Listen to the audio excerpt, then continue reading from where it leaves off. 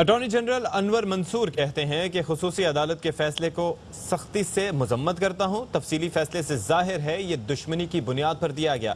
خصوصی عدالت کے فیصلے سے ادارے پر بھی گہری چوٹ لگی ہے۔ حکومت ان ججز کے خلاف ایکشن لے گی۔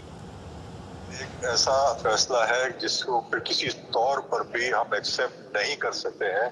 یہ نہ صرف غیر قانونی ہے، یہ غیر آئینی ہے، اور نہ صرف غیر آئینی ہے، یہ غیر اخلاقی ہے، ان ہیومن ہے، ہر فنڈامنٹل رائٹ کے خلاف ہے، اور ایسے شخص نے دیا ہے جو کہ شاید اس کا اپنے سیمنس کے اوپر میرے خیال میں وہ کرنا چاہیے۔ ہی شوڈ بی ٹرائیڈ، اور اس کے خلاف ایکشن لینا چاہیے under article 209 for removal of this جج۔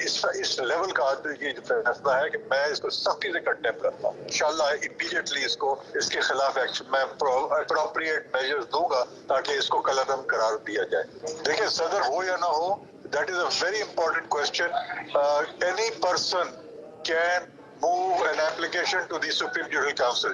یہ اب جو فیصلہ ہے، اب یہ کالعدم قرار دلوانے کے لیے اپروپریٹ درخواست دینی پڑے گی، اور قانون اجازت دیتا ہے کہ ہم درخواست دیں، اور اس کو ظاہر آنے کے بعد میں پورا طے کروں گا کس طرح درخواست دی جائے گی۔ اس میں نظر آ رہا ہے کہ یہ دشمنی کے بیسس پہ دیا گیا ہے، اس کے اوپر وینجنس ہے، اور نہ صرف وینجنس ہے بلکہ اس میں ادارے کے اوپر بھی بہت سیویئر چوٹ کی گئی ہے، جو